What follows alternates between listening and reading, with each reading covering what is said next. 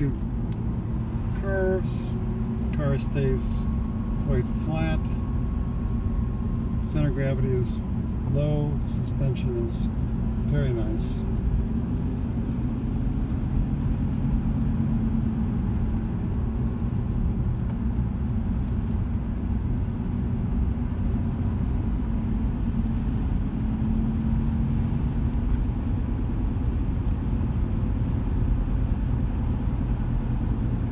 So this car obviously has a 5-speed, has a clutch.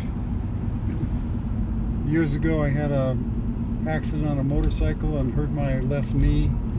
All my cars were stick shifts for many years, and now that injury is catching up to me, so if I drive this car very much, my knee starts hurting. So that's one of the reasons that I decided that I have to let it go.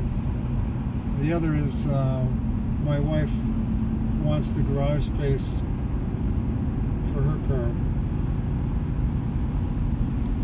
So, sorry to see it go, but life goes on.